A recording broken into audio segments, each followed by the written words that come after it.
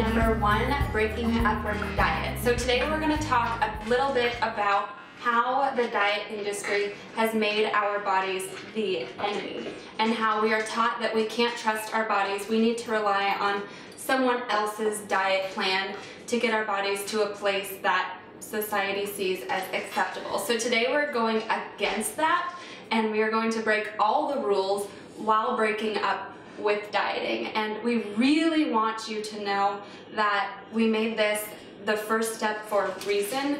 We fully believe that you need to get to a place or just choose to be in a place right now where you've accepted that diets do not work. They are mean. They don't connect you with your body. They don't make you feel happy. We actually want you to get to a place where you're feeling angry with them before you move on to any of the other sessions. Totally. Like Paige just said, like, we want you to get pissed off with diets. They lied to us, they manipulated us, and they basically tricked our body into this really icky and gross cycle where you're dieting, you're restricting, you're counting, and then you're losing a little bit of weight, and then you end up binging and overeating and gaining the weight back, feeling guilty and desperate, which only puts you in a place where you need another diet. So this gross cycle that so many of us have experienced is frustrating, it's exhausting, and it straight up pisses us off. We want you to be pissed off too. So during breaking up with diet session number 1, we're gonna take you through 3 steps to help you get to the place where you are done with diets forever. Like Paige said, this is the first step for a reason. Breaking up with diets forever is essential for success on your intuitive eating journey. Step number 1 is getting pissed off with diets. We're gonna teach you why you should be pissed off and how to get there. Step number 2 is ditching diet propaganda. And the final step is learning to change that diet dialogue going on in your mind. So let's get to step 1.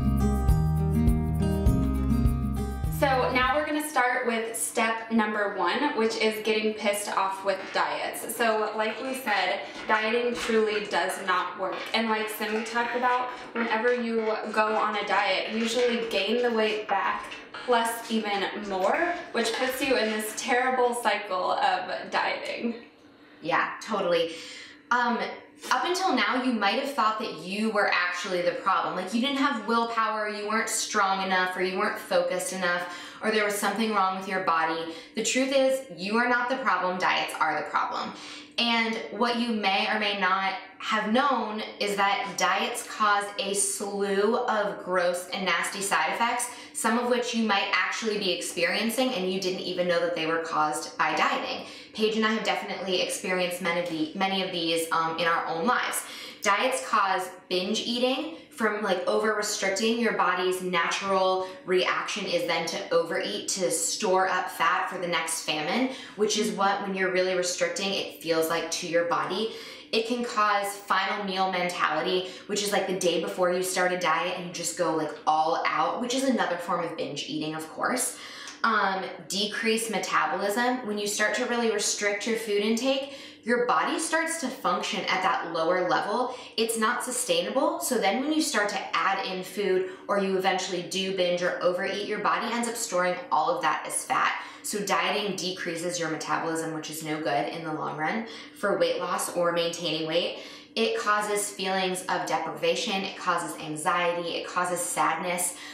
It can create rifts in your relationships. It gets in the way of social interactions.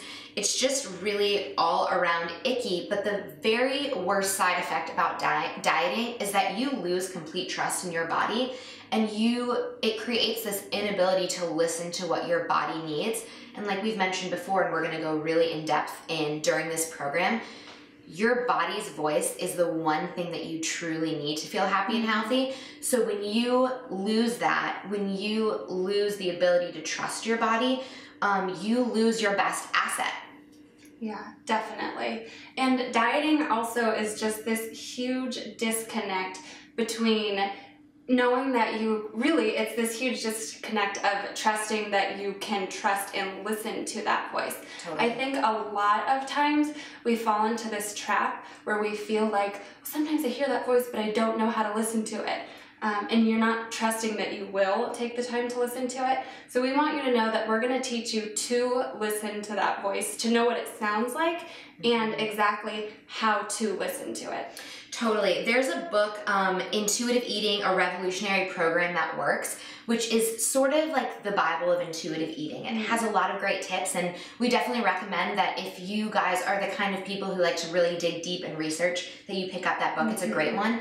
And in it, the authors, Evelyn Tribal and Elise Reich, they kind of liken diets to a cure for cancer. Basically, they say if you went into your doctor's office and you had cancer, and your doctor said, hey, don't worry, I have a cure for cancer. It's only gonna last 3 months, and then at the end of that 3 months, your cancer is gonna come back just like it is now, plus more, like it's gonna be even worse.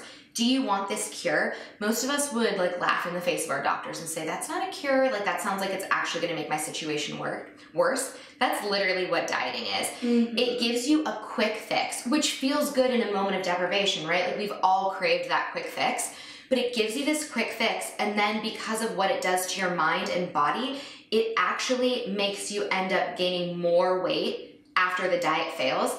And studies have shown that people who diet actually weigh more than people who don't, which is just like mind-blowing, and right there, like enough reason to get pissed off. And really the worst part about dieting, especially like the longer that you do it, it's the moments that you end up missing out on in your life. You're so distracted in social situations if food is an issue or if you're dieting. You can't really enjoy the people that you're around. You can't enjoy the experience. Things like happy hours or vacations or parties can be a source of real anxiety. And for some people, you actually end up declining these like really special moments because you're feeling like so nervous about going off of your diet, or you're feeling badly about your body, you're not feeling confident. Definitely things like getting into a swimsuit around friends if you aren't in touch with your body or aren't feeling good about yourself. Or like Paige mentioned earlier, doing things like going to weddings or big events where you haven't seen people in a long time. Like all of these can be triggers, and diets just accentuate the anxiety around those events. So you end up missing out either on the actual event itself, or at least around the ability to really enjoy the event or experience pleasure or real connection with other people. Just like Simi was saying, sometimes you entirely decline an event and you don't go. But what I've also seen is sometimes you even end up going to the event, but the entire time you're completely distracted by your diet and you don't engage in conversations. Let's say you're at Thanksgiving with your family and there's lots of family that you haven't seen in a long time. If you're stuck dieting and you're just sitting there like thinking about all the food that's there and you're getting nervous and you're wondering if you're gonna veer off your diet or if you need to go to the gym afterwards, you're not able to fully engage with your family and get to know people and get to know what's been going on in their lives, which is half the fun of a family event. So our hope for you is that with intuitive eating, this will be able to be a huge thing that comes back into your life, and you'll get to focus on this again. Once you recognize the damage that diets are causing, not only to your body, but also to your relationships, it's not that hard to get pissed off with them. Definitely.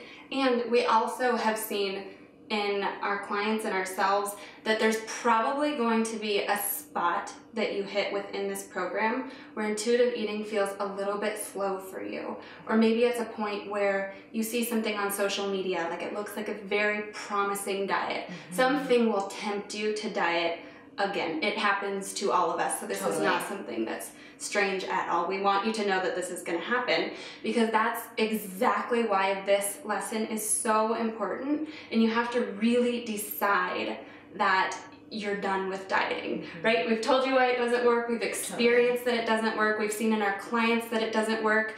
So just take our word for it and decide that you're truly done with dieting. Completely commit to the steps that we go through. And we are so confident that you're going to be in a great spot with your body. Definitely. All right, guys, step 2 in breaking up with diets is ditching diet propaganda. I want you to take out your phone, look at your phone, see how many apps you have on there that are like counting calories, tracking points, like looking at your weight, all of that stuff.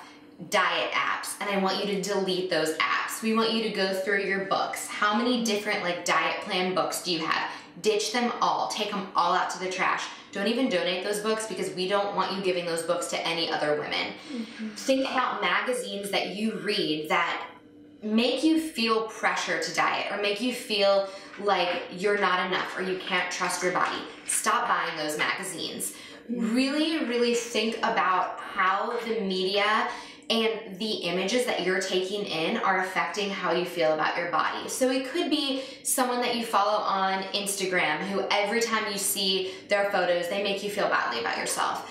Or a TV show that you watch that you notice you feel kind of crappy afterwards. Or anything that's influencing you to want to diet, and get rid of as much of that stuff as possible. It's pretty incredible when your mind is clear of that outside noise, how much easier it is to focus internally and really get to know your own voice. Yeah, you're literally quieting your mind, I would say. Totally. So ditch that diet propaganda. Step number 3 is starting to change your diet dialogue. So diet dialogue is basically when you're hanging out with a girlfriend or you're around family members, maybe you're out to eat in a restaurant and people are saying things like, oh, I can't eat that, that has too many calories. Or things like looking in the mirror and telling your best friend like, ah, I feel so fat, right? We all do that, or we at least have friends or know people that do that. So we think that it's really important to ditch that dialogue. And something that I've experienced, and I know many of my clients have experienced, and this has truly helped them, is to just put a stop to it by literally telling yourself the word stop when those thoughts come into your mind. So I'm going to relate this to relationships because I feel like a lot of you will be able to relate to it. It can be a romantic relationship, it can be a friend. But let's say you're around someone and you have a really negative thought about yourself. We want you to practice not saying that thought out loud, because I really believe that once you say that out loud, it's out there on the table. Everybody now knows that you're feeling fat or you're feeling whatever, anything that's negative. And it's going to make it feel so much more real to you, and it's going to not allow you to move on right then in that moment. Instead, you want to be able to focus on keeping that inside, telling yourself to stop and not think that thought, and remind yourself of the truth, which really is that your body is beautiful, your body is smart, you can trust your body. You know, she talks to you, we're teaching you how to listen to her, and that's so much more positive, and it's going to help you feel so much better. Definitely, yeah. And as important as how you talk to your body and about your body is, and likewise how you talk about other people's bodies. So just being critical of other women, like saying negative things about other people's bodies or your own, as important as that is, there's something else that's equally important, and that's how you talk about food. So while we don't want you saying negative or nasty things about yourselves, we also don't want you saying negative or nasty things about food. So take the words bad, cheat, those kinds of like diet words for certain foods out of your diet. As you're gonna learn in session number 2, enjoying foods that you might have previously thought of as bad foods or cheat foods, whenever you want, whenever it feels good to you, enjoying those, in consciously indulging in those, really savoring a treat, those things are a vital part of having the body that you want, living in a healthy and happy body, experiencing pleasure, and definitely finding freedom around food. So part of intuitive eating is letting everything be on limits. So get rid of those like off-limit thoughts, bad, cheat, and just take those right out of your vocabulary. And if you catch yourself saying those words, just like Paige talked about with your body, just say stop and rephrase it. So instead of something being bad, just say to yourself, no food is good or bad. Something like that, a neutral statement that can sort of bring you back to the truth. Yeah, and I've had clients say that when they take that away, that no food is good or bad, there's no more reason to overeat. Because like we're going to talk about in future sessions, when you have permission to eat, when you know that anything is okay, there's no reason to overeat because you can have that food at any time. So a lot of the problem is just this urgency around food and this constant thought that we feel like we can't have things. It's like psychology used, I feel like, in so many different methods, that when you take the power away from something, it's not something that feels like it's controlling you anymore. Definitely, yeah. So changing that diet dialogue around your body and around food is a totally vital part of this journey. When I first started eating intuitively, I decided this whole dieting thing is not working for me. So I really don't have anything to lose by trying this. And I really needed to start with that mindset to believe that nothing bad was going to happen from this. Like, I could only gain positive experiences from this. Dieting didn't bring me anything but stress and anxiety. I had so much anxiety when I was dieting. It didn't bring me anything good, and the crazy part is, before I ever started my first diet, I thought that being ultra thin and having this idealistic body was going to make me happy, and in fact that was the complete opposite of the truth.